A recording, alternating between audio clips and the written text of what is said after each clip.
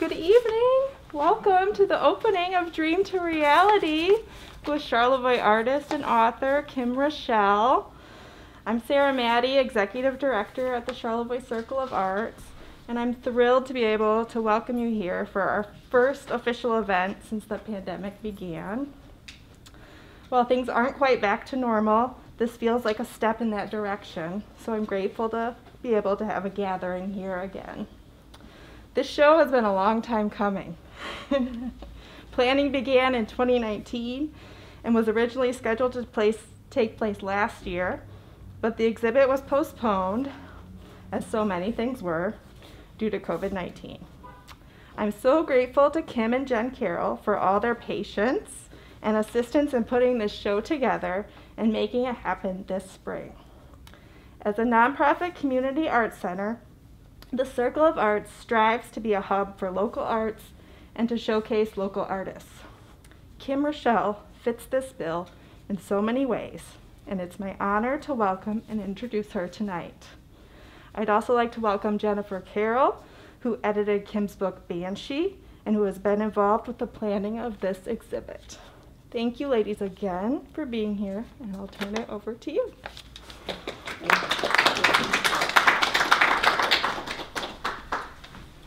Okay, well, I just want to start out, and I'm Jen.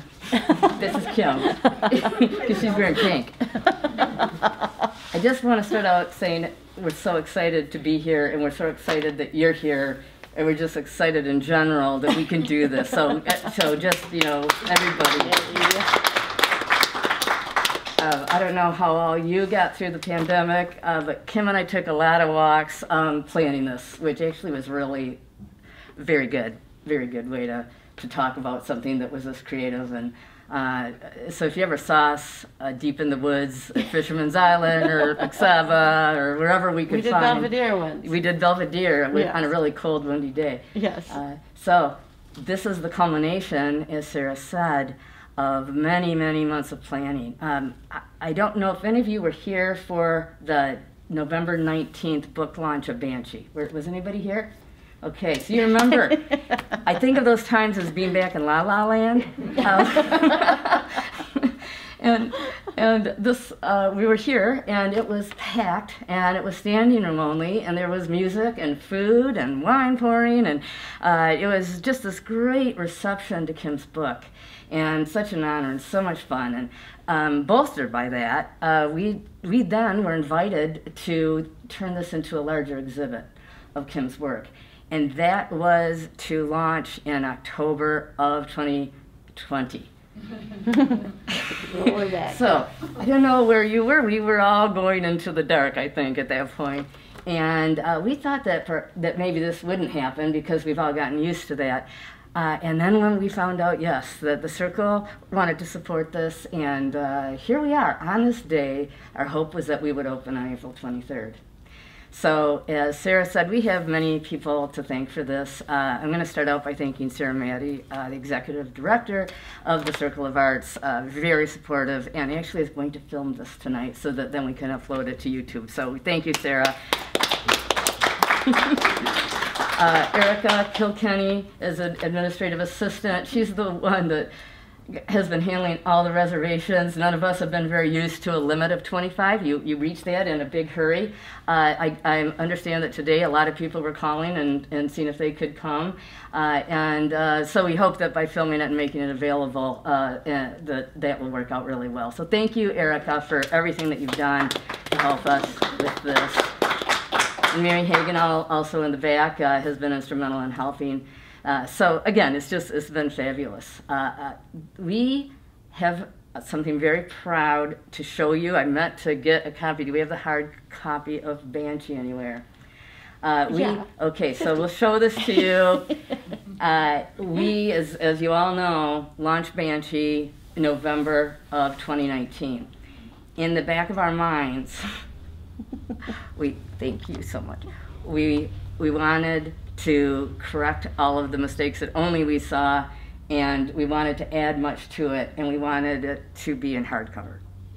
And it takes any of you who have been involved in books as much as I have. I'll get back to that in a minute, but I do love to help people write their stories, and because of that, I've been honored to help with several book launches. There's so much to it that goes behind the scenes, and you need the talents of a lot of different people. You need an author, you need an illustrator, sometimes comes in the same package. You need a photographer. You need an editor who looks for clarity, who maybe helps you with your writing, who serves as a coach and an advocate, and sometimes has to proofread, which isn't my favorite thing, but I'll do it. And but I really love, as I said, helping people tell their stories.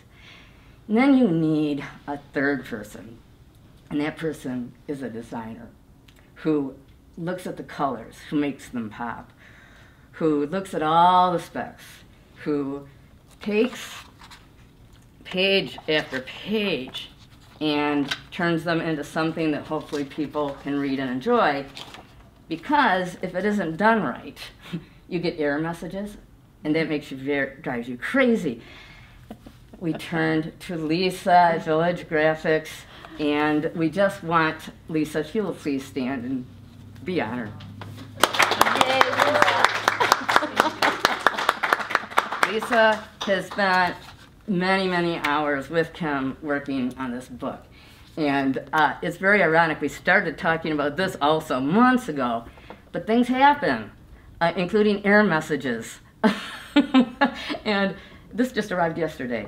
And explain. You have to explain the bubble in the middle. I'll let you. Okay. I'm sorry. Okay. I didn't mean to interrupt you. No, that's okay. That's okay. All right. This is the beginning of many conversations. We're so glad that you're here. There's a lot of people that obviously couldn't be. But we'll get into this a little bit more. We have, we hope that you've been able to see there's so much here, and it's very deep. And if you can come back on your own or with friends and feel free to spend more time, I'd encourage you to do that. Generously, it's open all the way through the end of May. And Kim will talk a little bit more about this, but we have several gallery talks in which we'll also go in deeper. The idea about dream to reality, why do you believe what you believe, is a fascinating one, and we're going to start that with Kim. Kim's going to talk and do a couple readings, and then we'd love to have your questions and anything that we can answer. And afterwards, we won't go on for very long. If you'd like to buy any of the books, Kim's here for book signings or just conversations. So, Kim, let's hand it over to you. Kim Richelle. So the first thing, I was going to thank you, but she did it very aptly. Lisa has put up with me for 20 years, artistically. It wasn't about the books in the beginning. It was me bringing in, I say that she's the maiden that takes all the, what do you call it, the chaff and spins it into gold. Because none of this could happen without you and without you, darling. I want to thank you specifically for, and she's so good. I mean, she's like, I'd like to sort of pull back from the editing, and then she's running around editing my descriptions. So we will free her at some point from all of the duties, but she's been so great and so patient. Again, I require that in my close ones, my Annie, my Marty. Everybody knows to be patient with me. So I appreciate it so much. And I want to thank Marty. It isn't always your stuff, right? The things I'm into and the things that I do, and I'm so grateful for all your support and for feeding me and keeping a roof over my head. Always grateful to you. So the thing I was going to explain about the books is they arrived yesterday. Marty hauled them in here, 3 boxes of books, and I was so excited, and I've been in a blur of excitement, and I opened it up and it said, "Buy blank." 50 of them. And it's not Ingram Sparks' fault, because they were like, I know that that's who you work with. It's not Ingram Sparks' fault.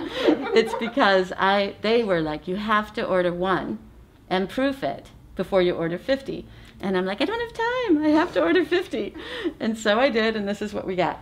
So, otherwise, as much as I can tell, with everything going on in the last 24 hours, Everything else is good. It is, Lisa. I looked through it this afternoon. It's really good. Yeah, you have to look through it too, I know. But you You're know. going to explain that this is a new thing, right? So I am just writing in Sharpie, and we did some investigation, and apparently if you let it dry, it's just as permanent as the quick dry on the glossy stock.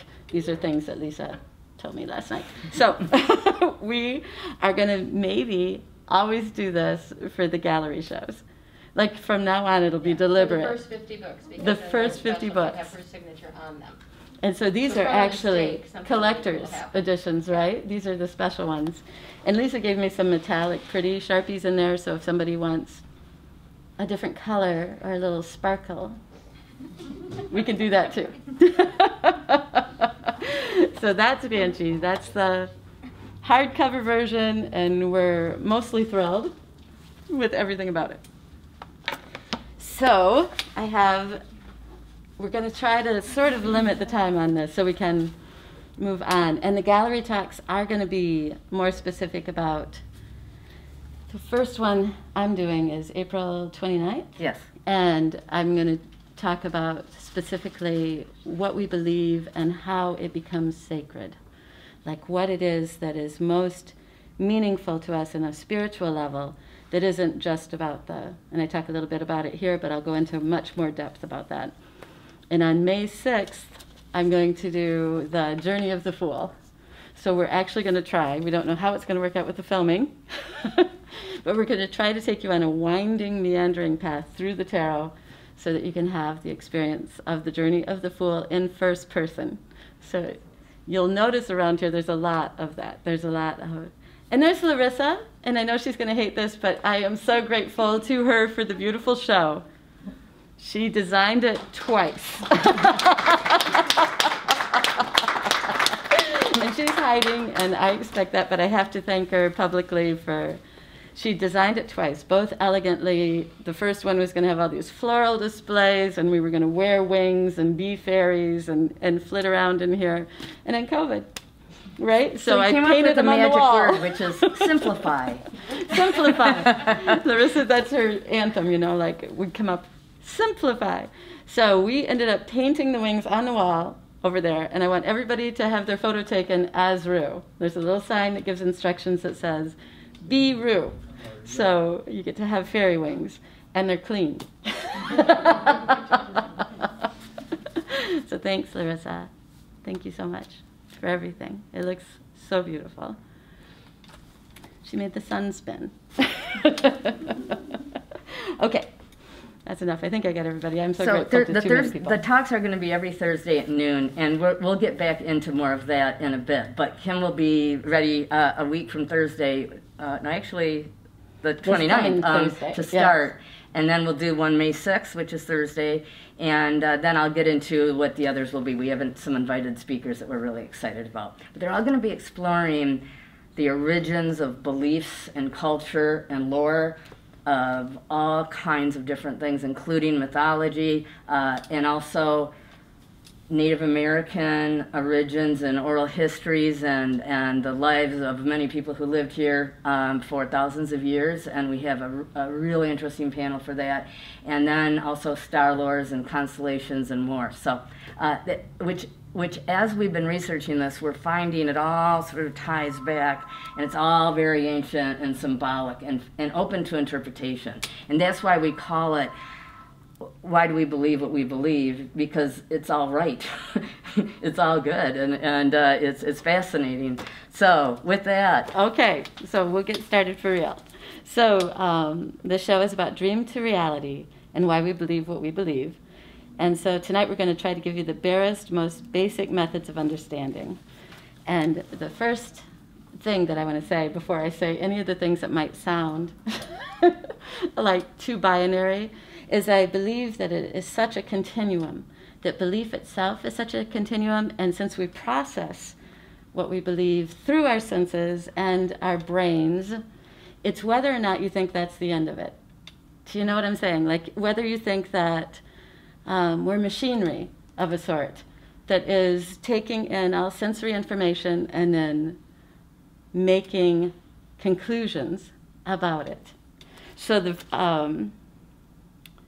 so within the continuum can only be experienced by our perceptions, and that requires the gray matter machinery of our brains that interprets all the data flowing in from our sensory antenna. Some would stop here, declaring all that is real is identifiable through our machinery, the mechanism of the physical. These folks are on the yang end of the continuum. And that's why I'm saying it's a continuum. That we all got a little yang.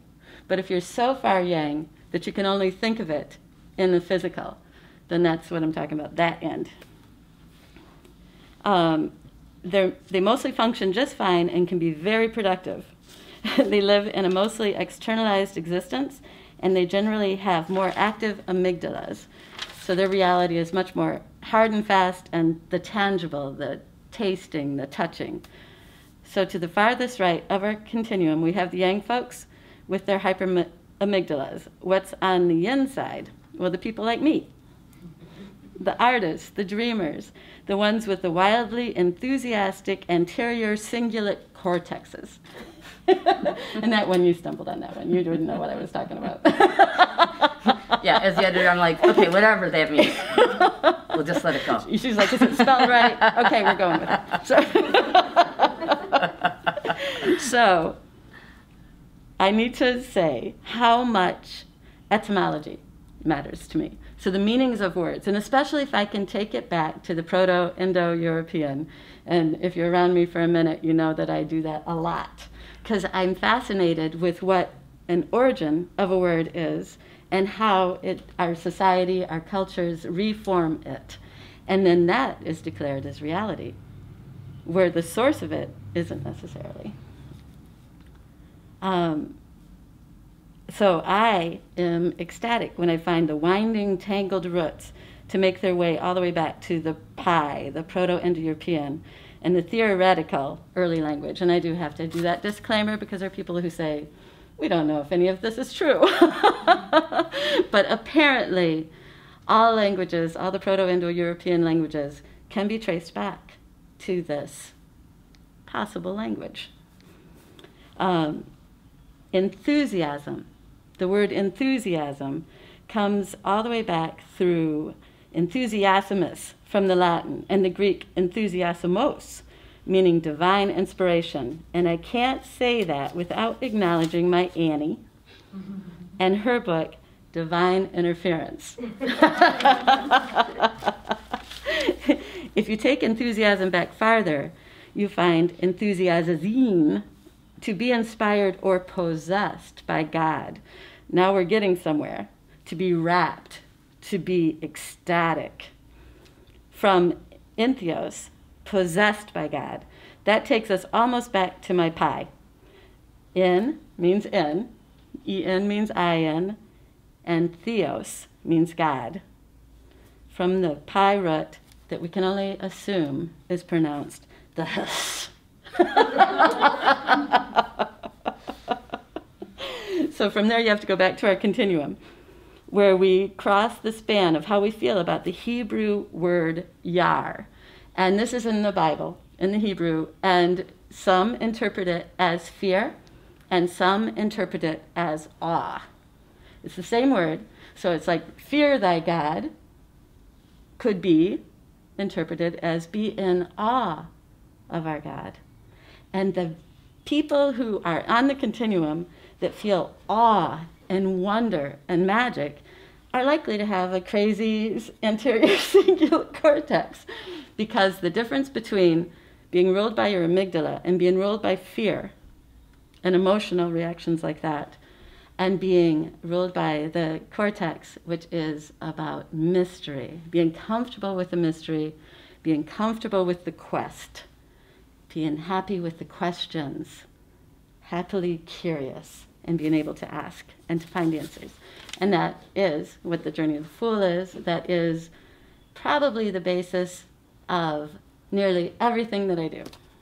It's like, let's dig in. Let's find out what we don't know. Let's find that kind of mystery and that kind of excitement from that. So, why do we believe what we believe? if we break the word believe down, and you know I did, it goes back to the pi, likely pronounced the. I think they're very guttural people, right? Meaning to desire, to care, and to love. To believe means to be love. We talked a little bit about love and God. Small subjects, right? The Greeks have 7 words for love. Americans have 1 for thousands of feelings that we call love. We cannot assume that others mean the same thing we do when they speak of love. It's important to know their motivation and what yar means to them, whether they're in awe or in fear, because that is what is going to form your relationship. Many of my characters here are of myself, and they are of an inner exploration. I have Alice and Splattergirl and the Fool, but it's very much about Rue. And Rue came about, the first drawings of her were many years ago, 30 years ago, 35 years ago possibly, of her, a little fairy without a name who is trying to pull herself free from the cocoon, the chrysalis that she was contained in. And I worked with that symbolism because I have such a crazy love for monarch butterflies. All my life. I grew up on Norwood. Randy and I grew up on Norwood, on Norwood Road. And we'd go to the beach, and I can remember walking in the springtime, in the summertime, and finding ragged little monarch butterflies on the beach, Norwood Beach. And I asked my dad, I was like, did she fly across the lake? And he said, they say she flew from Mexico. And I thought, what a thing, the strength of this little creature. And she was broken, ragged, beat up, but she was going to carry on. She flew from Mexico, or some generation of her did. And they flew across that lake, and they landed here. And when I was a little girl in Norwood, and sometimes I would take my little brothers out to the tall grass, and sometimes I'd go by myself, and we would hide out in the fields. And I could lay there and watch the lights that I see, and the butterflies and the dragonflies that I could see, and I could watch them merge. And that's where the magic is, that's where the questions are, and that's where Rue is. So I was going to read of the pink pages. How are we doing on time? So we call them the pink pages. And they're in the middle of Banshee, or actually towards the end of the fairy tale, but in the middle of the story. And to me, this helps explain Rue herself. This page is also on the easel, if you'd like to read it. It's fascinating. We blew it up, or I say we, meaning Lisa. And Lisa, this is Kim's original drawing. It's also Lisa's skill in making it accurate. This one in particular is a very good example of Lisa's skills and her detail, because she was able to move things and keep them mine. You keep my pencil strokes. Like, she'll reuse parts and stretch them around. And you had me draw a bit of the chocolate. We were calling it the chocolate brown, because otherwise most of this would be in the gutter.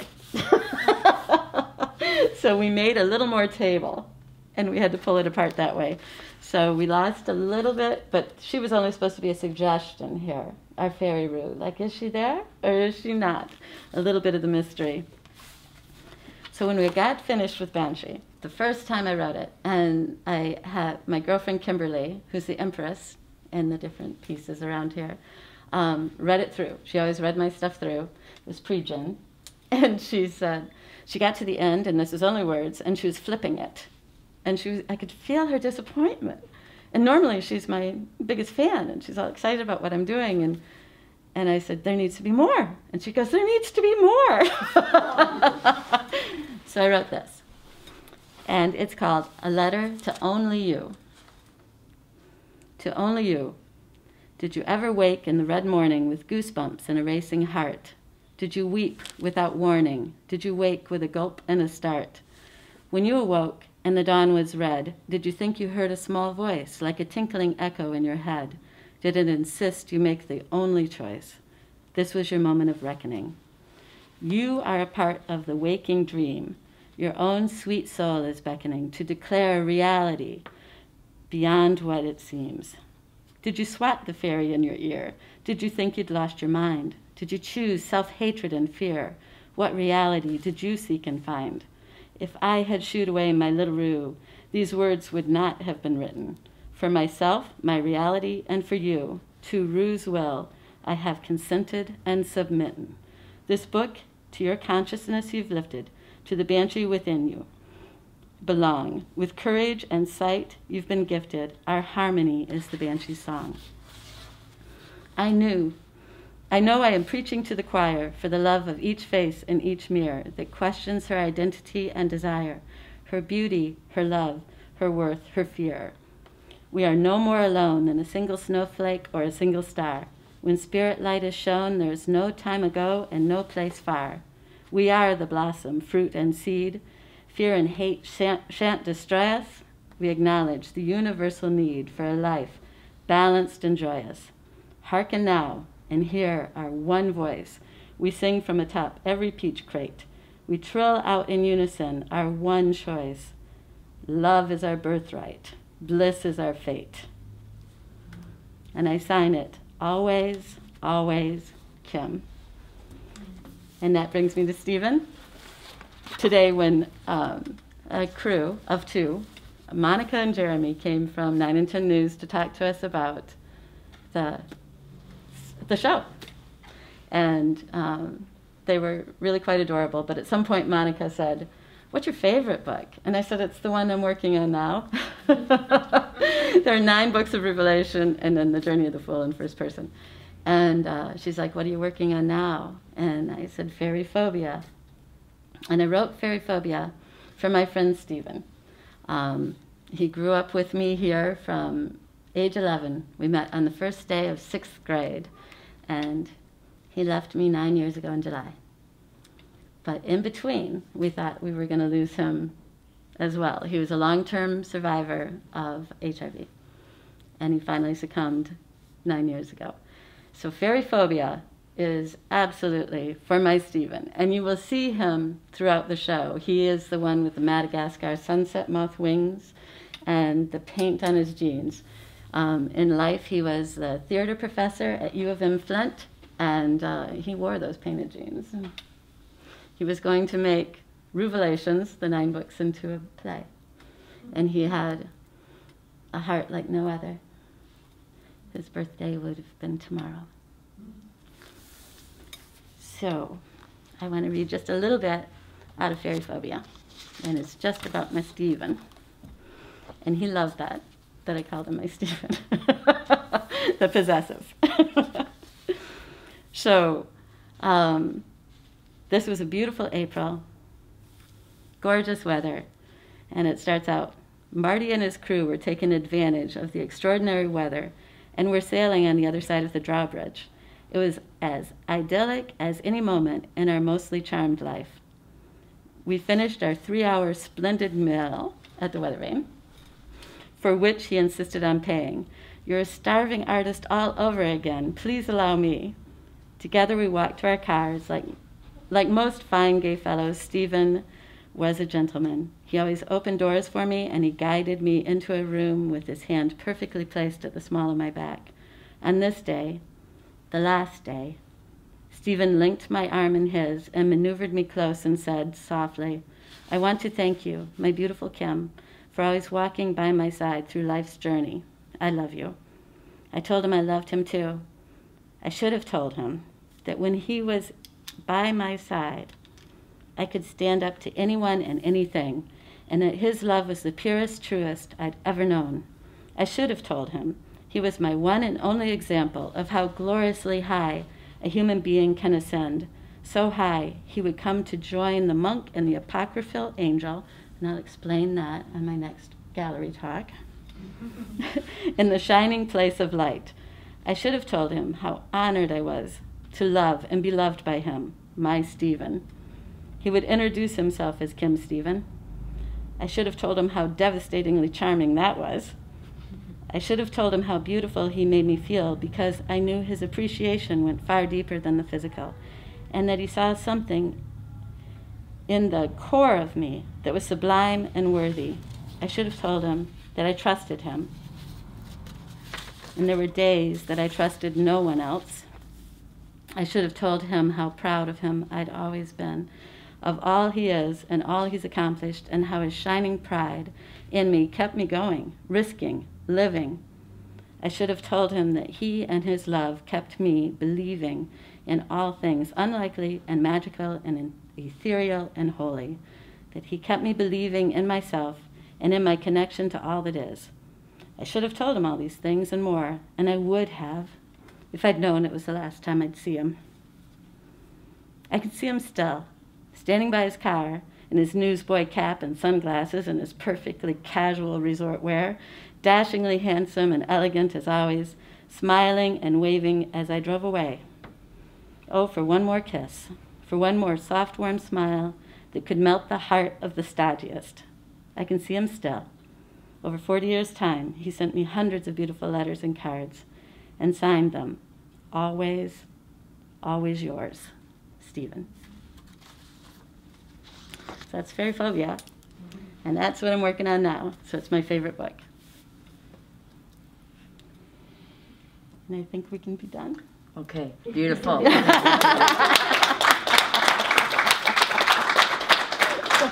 We have left a little time. Does anybody have anything they would like to add or ask about or want further definition? How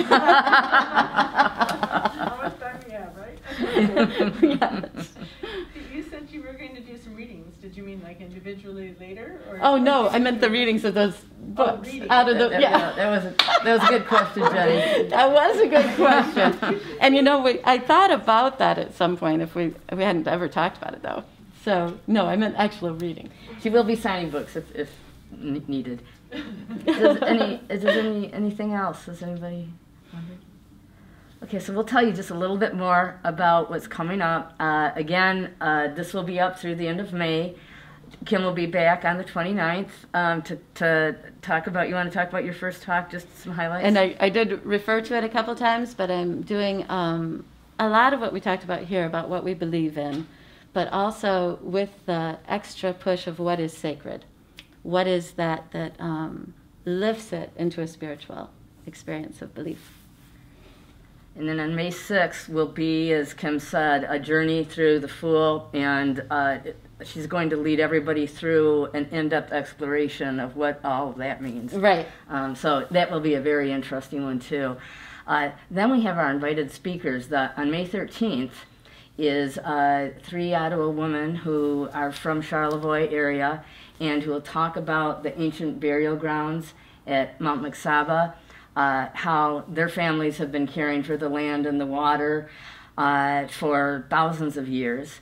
And we are very honored to include that in that, the great-granddaughter of Louis Macsaba, so a descendant of the chief.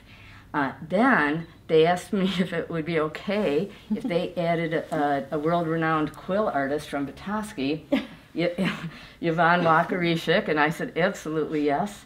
And so all three are really looking forward to this. Sandy Witherspoon is the first person that we asked to talk, and she's the one that invited the others. I hope you know this, and it's too bad Denise Fate from the Historical Society had to leave, but they're starting a very interesting initiative just to talk more about the oral histories and background of all the different tribes that were here, the Ojibwe, the Ottawa, and beyond.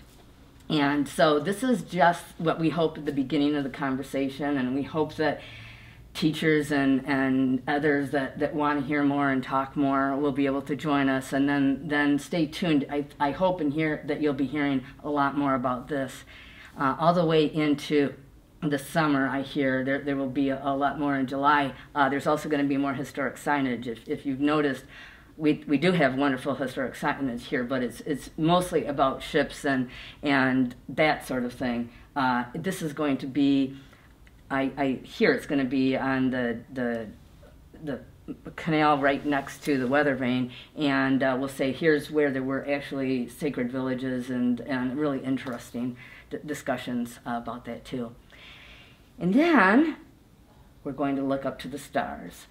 And we are honored to have the founder of the Dark Sky Park that is near Mackinac City, Mary Stuart Adams.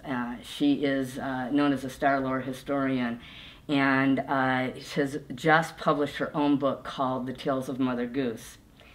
And it turns out, and I've been honored to edit that book, and I've learned so much from her. It turns out that Mother Goose was a compilation of folklore from Ireland and England, as told by the ancients and handed down.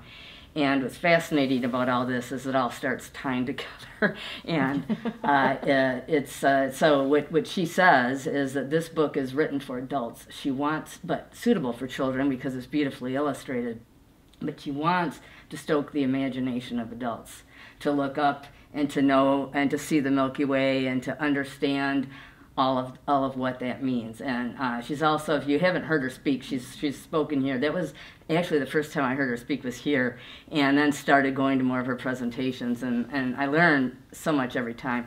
I have to thank my husband Stan right now because he's gone out in the dark with me more than he's ever wanted, because I have to show him what's up in the sky. And that's all been because of Mary. So she'll be here on the 20th of May. And then we wrap up with Kim. The last one. The last one I'm going to do really in a wrap-up, like a sense of getting down to the basics of it, the elementals, the east being air, the west being water. So we have the fairy sylphs over here and the mermaids over here, and I'll talk about it in a more general, inclusive way. Okay, so thank you again for being here, and feel free to stick around if you have any more that you want to ask Kim. And again, I'm just delighted that we can start coming out of the dark and come to events like this. It's just a pleasure having everybody. So, okay, thanks again. Thank you. Thank you for being